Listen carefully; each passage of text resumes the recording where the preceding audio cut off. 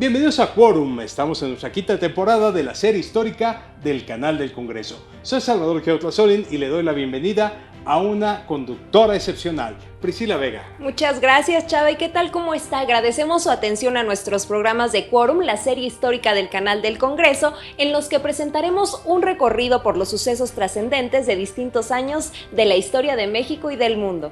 ¿Qué le parece si nos sumergimos en 1980 y recordamos lo más importante en este año que iniciaría el despegue hacia nuevos escenarios en una década en la que las transformaciones definirían el devenir mundial?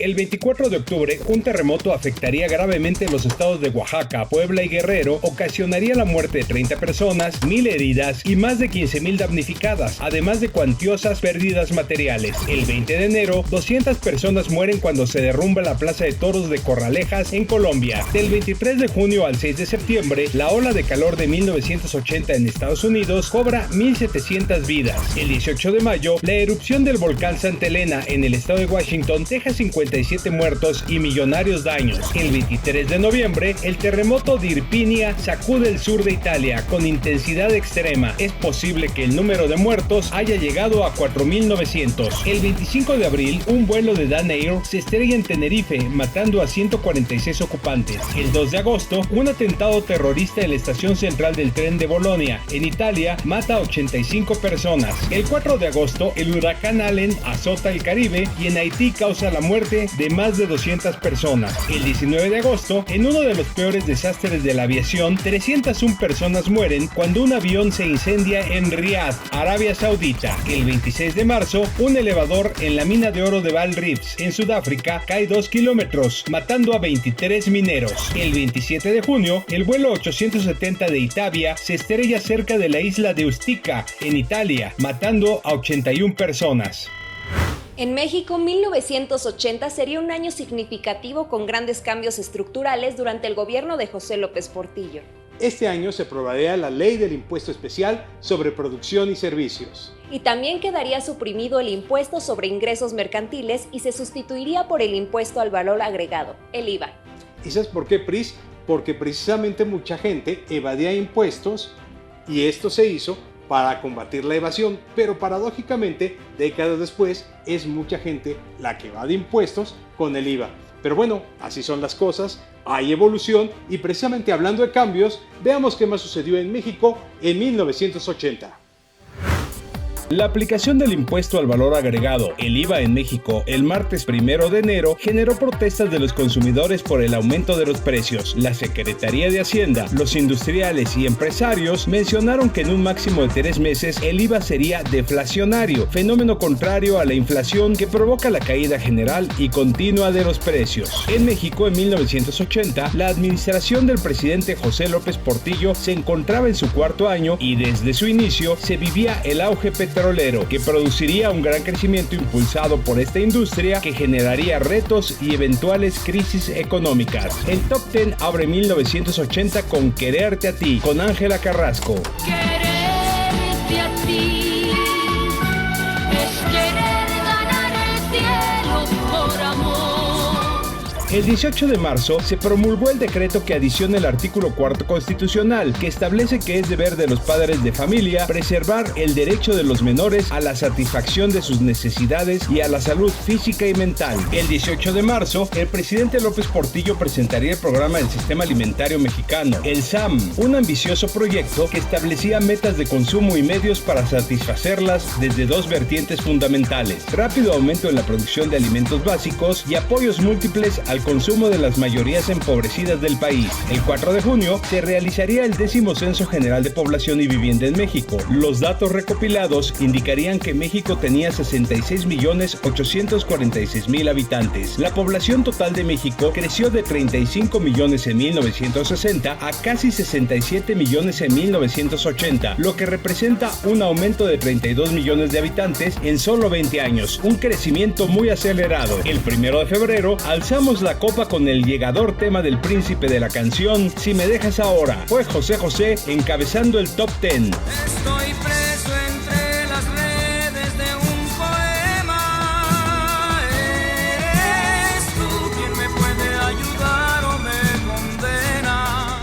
Al iniciar la década de los años 80, las universidades en México enfrentarían cambios y desafíos. La crisis económica después del auge petrolero, las tensiones políticas y sociales, así como la necesaria adaptación a un contexto cambiante, generarían problemas que marcarían la educación superior de esta época. El 9 de junio aparecería en el Diario Oficial de la Federación el ordenamiento que destacaría la autonomía y libertad de cátedra en las instituciones de educación superior. Además, dispondría que las relaciones laborales en estas entidades se regirían por el apartado A del artículo 123 constitucional. Para el 20 de octubre se aprobaría la ley que prohibía la existencia del Sindicato Único Nacional de Trabajadores Universitarios, el SUNTU, que debería ser sustituido por sindicatos gremiales o de institución. Del 1 de mayo al 1 de septiembre, Juan Gabriel ocupó el top 10 de las listas con He venido a pedirte perdón. Todos recordamos el sensual baile de Meche Carreño con Juanga para este temazo. Adiós, mi amor,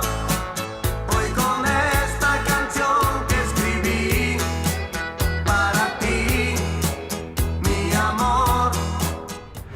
Los cambios violentos en el mundo en 1980 transformaron el horizonte mundial, en un año con conflictos entre países musulmanes y en el que las tensiones de la Guerra Fría cimbrarían las estructuras de las naciones del orbe.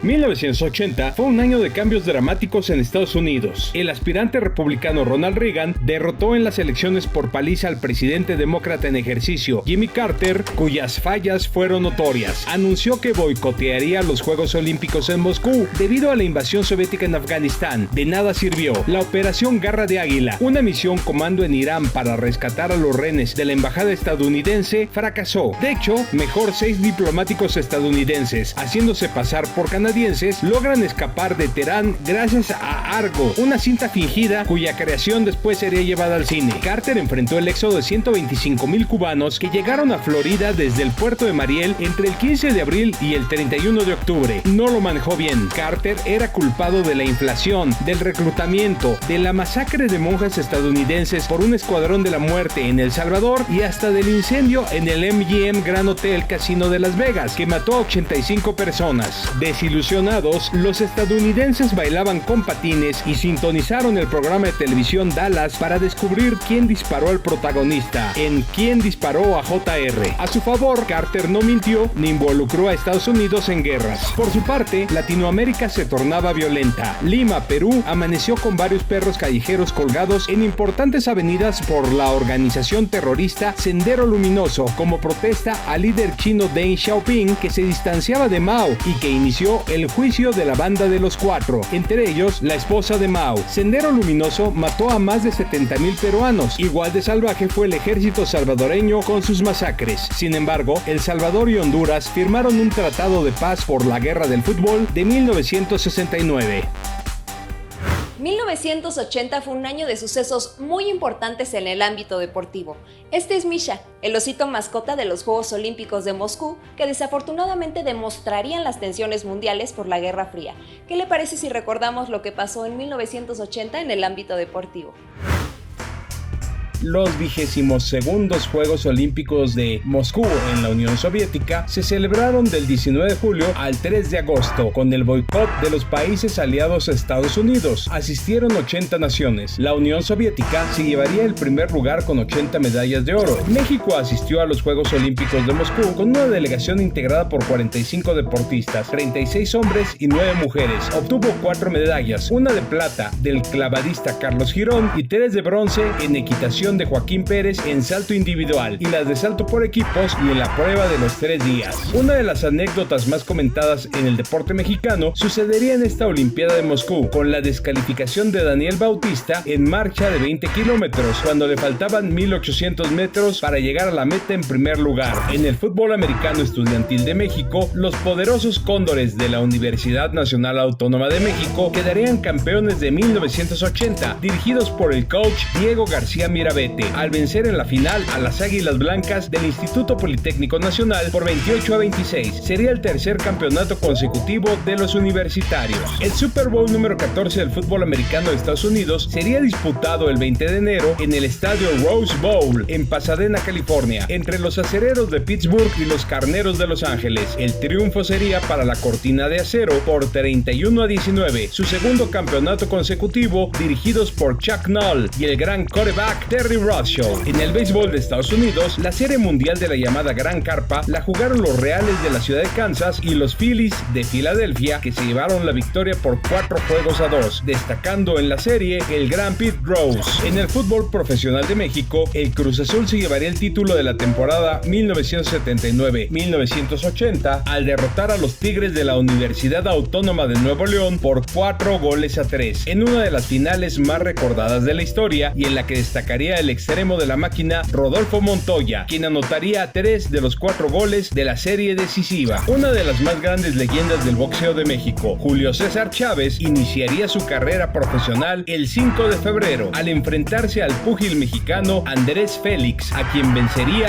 en 6 rounds. También quienes muchos consideran el mejor boxeador mexicano de la historia, Salvador Sánchez, noquearía el 2 de febrero al estadounidense Dani Coloradito López en 3 asaltos para arrebatarle el campeonato mundial de los pesos pluma. El 2 de agosto, el boxeador mexicano José Pipino Cuevas perdería el campeonato mundial welter ante el estadounidense Thomas La Cobra Hearns, quien lo noquearía en solo 2 rounds en Estados Unidos. En el boxeo mundial, el 20 de junio, Roberto Manos de Piedra Durán conquistaría el título mundial welter a derrotar a Sugar Ray Leonard por decisión unánime en 15 asaltos en Montreal. Para el 25 de noviembre de este año, Ray Leonard recuperaría el campeonato tras vencer a Manos de Piedra Durán en 8 rounds, quien renunciaría inexplicablemente a seguir el combate. El 2 de octubre, el campeón de los pesos pesados, Larry Holmes, retendría su título al vencer por nocaut técnico en el round número 11 a la leyenda, al más grande, Mohamed Ali, quien se encontraba muy disminuido por una larga hospitalización y que sería obligado por el promotor Don King a presentarse en el combate. En el llamado deporte blanco, el tenis, dominaba la escena mundial el increíble sueco Björn Borg, en gran rivalidad con el estadounidense Joe McEnroe. En las damas, la número 1 sería la estadounidense Tracy Austin. Los campeones del básquetbol profesional de Estados Unidos en 1980 serían los Lakers de Los Ángeles, al vencer en 6 juegos en la serie final a los Sixers de Filadelfia. En el circuito de la Fórmula 1, el campeonato mundial de pilotos sería para el australiano Alan Jones, el único campeonato que lograría en su trayectoria en las pistas del mundo. El 15 de septiembre, Fernando Valenzuela debutaría en las grandes ligas con los Dodgers de Los Ángeles, en un juego contra los Bravos de Atlanta, en el que el gran toro de Chihuahua entraría como relevista en la 6ª entrada. ¿Alguna vez alguien dijo que si los libros desaparecieran en el mundo, eso sería lamentable? ¿Usted lo cree posible? Veamos cuáles fueron los libros emblemáticos de 1980. Un extraordinario libro de un inigualable autor, El nombre de la rosa, del escritor italiano Umberto Eco, se lanza este año. Es una inigualable obra narrativa de corte histórico que atrapa a quien comienza a leerla. Un libro fuera de serie. Su mejor personaje es, por supuesto, Salvatore. Julio Cortázar, tal vez el mejor escritor del llamado boom latinoamericano, daría a conocer en 1980 Queremos tanto a Glenda, un libro con 10 relatos de los temas más interesantes y variados, los cuales el gran autor argentino, de manera genial, convirtió en relatos únicos e imprescindibles, con un estilo innovador y el más original de la literatura de habla hispana. John Kennedy Toole fue un escritor que alcanzaría el reconocimiento hasta después de la publicación de La Conjura de los Necios, un libro extraordinario que fue condecorado con el premio Pulitzer, una obra de verdad increíble con trama en Nueva Orleans, que el escritor nunca vería publicada por su trágico suicidio en 1969. 2009. Si tiene la oportunidad, léala, es una obra inigualable. El 29 de marzo murió el reconocido escritor, crítico literario, teórico académico, semiólogo y filósofo francés Roland Barthes. Dejaría un valioso legado en los ámbitos a los que dedicó su existencia. Un escritor genial que rompería con maneras puritanas de la literatura fue el gran Henry Miller, quien moriría el 7 de junio de este año y que dejaría textos inigualables, un autor inconfundible.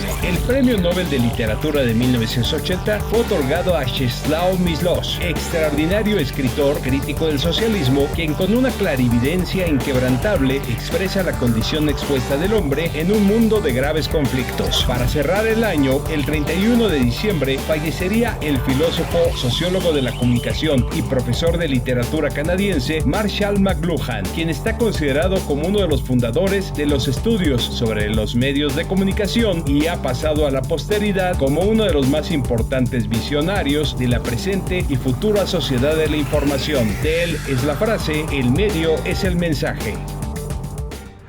En México, en 1980, se daría la gran noticia del nacimiento del primer oso panda en cautiverio en el zoológico de Chapultepec. De verdad, Chava, esto emocionó a muchísima gente. Sí, pero desafortunadamente ese primer osito pues falleció a los pocos días de nacido, pero pues muy triste, pero ya después nació el año siguiente el osito panda que celebramos y que todos queríamos ver crecer y saludarlo, y etcétera, etcétera. ¿Qué te parece si ahora vamos a recordar otros hechos que cambiaron la ruta de nuestro país en 1980, cuando José López Portillo transitaba en su cuarto año de gobierno?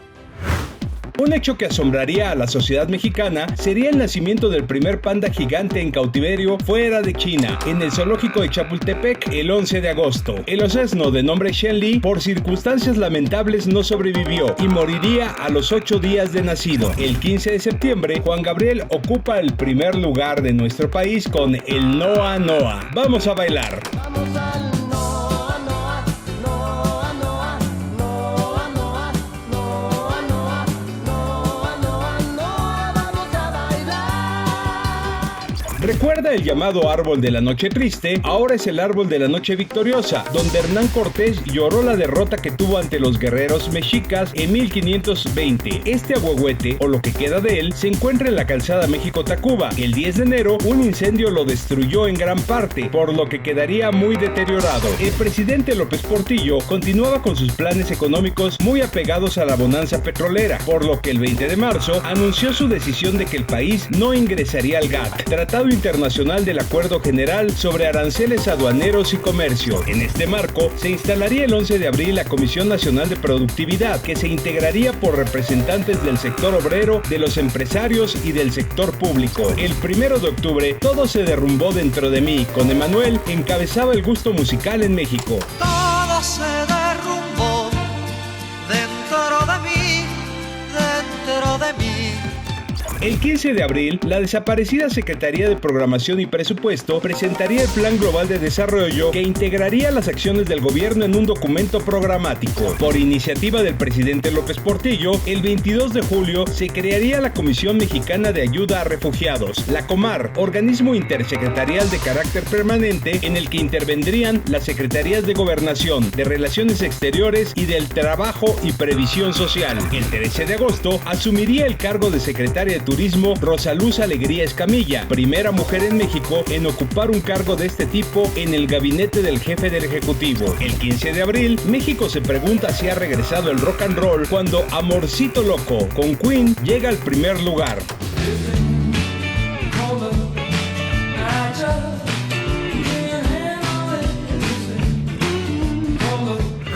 El mundo en 1980 se sorprendía con los avances de la ciencia. Vamos a recordar cuál era su panorama en este año.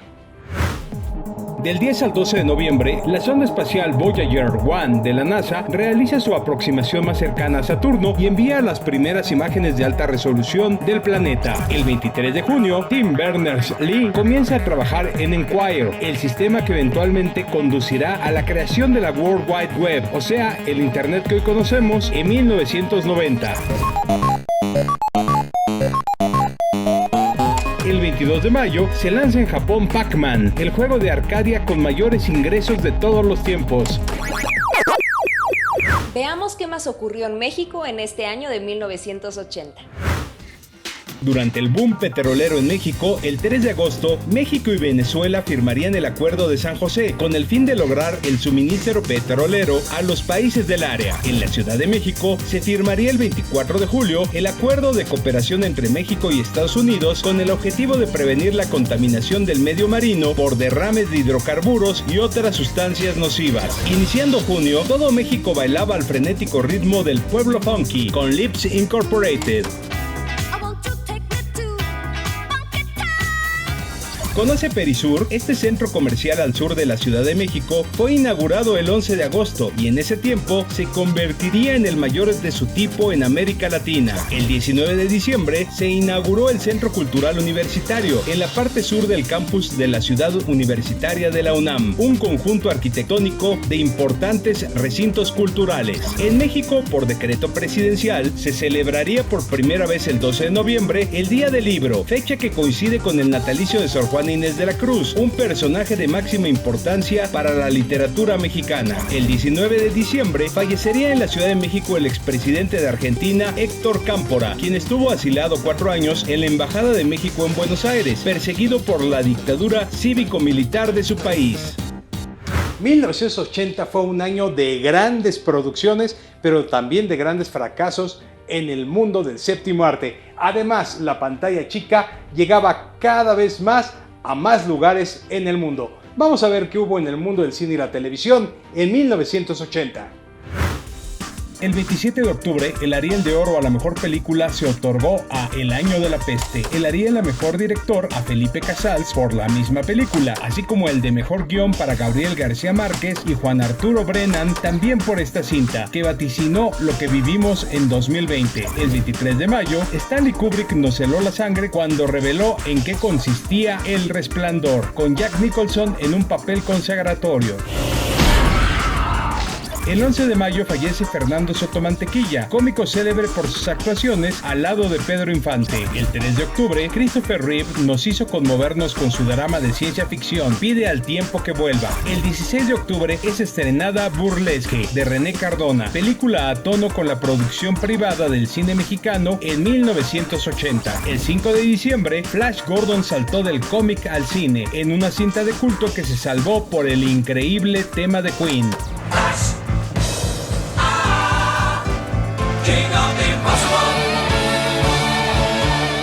Pepe, Lucy, Bomb y otras chicas del montón llegó el 19 de septiembre, una comedia negra escrita y dirigida por Pedro Almodóvar en su debut, película emblemática de la movida madrileña. El 21 de mayo se estrena El Imperio Contraataca, la película más taquillera del año y la mejor de la saga Star Wars. If you only knew the power of the dark side. El 17 de marzo fallece el director Juan Manuel Torres, realizador de La Otra Virginidad. El 19 de noviembre, La Puerta del Cielo se convierte en uno de los mayores fracasos de taquilla de todos los tiempos y su colosal descalabro lleva a la quiebra a United Artists. El 11 de octubre es estrenada Rigo es Amor, de Felipe Casals, película promocional del cantante de más éxito del año, Rigo Tobar. Quiero una tibia mañana. El 12 de mayo, Fame hace bailar a millones de jóvenes con su tema ganador del Oscar a cargo de Irene Cara. El 17 de noviembre fallece Sara García, notable actriz considerada la abuelita del cine nacional. El 20 de junio se estrena Los Hermanos Caradura, la primera película basada en personajes de Saturday Night Live, una de las cintas más taquilleras del año.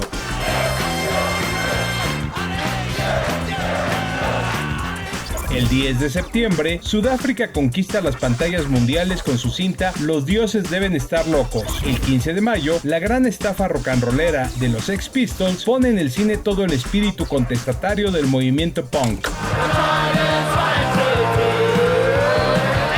El 29 de abril, Sir Alfred Hitchcock, conocido como el maestro del suspenso, fallece a los 80 años. El 10 de octubre, la increíble interpretación de John Hurt como el hombre elefante nos hace aceptar que no es un animal, es un ser humano. El 7 de noviembre, el legendario Steve McQueen fallece a los 50 años tras una cirugía para extirparle tumores. La ceremonia de los premios Oscar se celebró el 14 de abril en Los Ángeles. Kramer contra Kramer ganó 5 premios, incluyendo Mejor mejor película, mejor director para Robert Benton, mejor actor para Dustin Hoffman y mejor actriz de reparto para Meryl Streep. El legendario Donald O'Connor bailó en un homenaje a las mejores coreografías. El Oscar a mejor película en lengua extranjera fue para El tambor de hojalata de la República Federal de Alemania, dirigida por Volker Schollendorf. Alien, el octavo pasajero, se llevó el Oscar a mejores efectos especiales. El 14 de noviembre llega a las pantallas una genialidad de Martin Scorsese, El toro salvaje, que le dio el Oscar a Robert De Niro. El 19 de septiembre lloramos a lágrima viva con el drama de Robert Redford, Gente como uno. El 2 de julio, ¿Y dónde está el piloto?, cambió la comedia para siempre con chistes, chistes y más chistes. El 14 de noviembre, Alligator, Terror bajo la ciudad, llevó a las pantallas lo sangrientamente divertido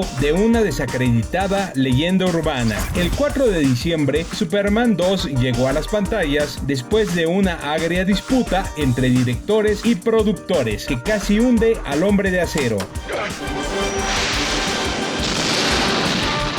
Y el 8 de agosto, Xanadu nos hizo volar al Olimpo musical con las emblemáticas canciones de Olivia Newton-John. Esta tarde allá en la ciudad de Nueva York, John Lennon, el que fuera uno de los 4 hombres que revolucionó la música con los Beatles, fue balaceado, recibió 2 tiros en la espalda, llegó muerto al hospital. Mas toda la inocencia y esperanza se desvaneció el 8 de diciembre, cuando Mark David Chapman asesinó a John Lennon, fundador de los Beatles, frente al edificio Dakota de Nueva York. Esto no solo marcó el final real del espíritu contestatario, universal, armonioso y comprometido de los jóvenes de los 60 y 70, también nos mostró amarga y atrozmente que el sueño había terminado. Así comenzaron realmente los 80.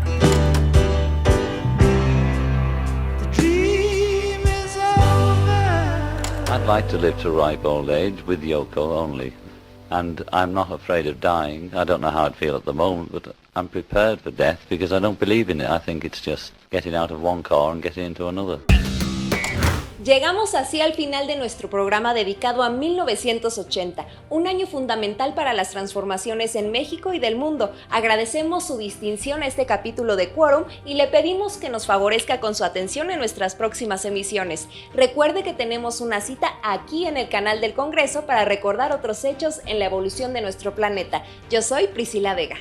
Y yo soy Salvador Keotlasolin, y como de costumbre cerramos con música, como todas las emisiones aquí de Quórum, la serie histórica del canal del Congreso. En esta ocasión, rock progresivo, que dejaba de ser rock progresivo para convertirse en rock pop, porque estamos hablando de la década de los 80, donde todo cambiaba. Es Genesis con Turn It On Again, ya sin la figura de Peter Gabriel, pero en donde Phil Collins tomaba la batuta y comenzaba a elevarse. Turn It On Again, una canción que habla de los peligros de la televisión. Hay peligros en la pantalla chica, excepto en esto que es Quórum, la serie histórica del canal del Congreso. Muchísimas gracias.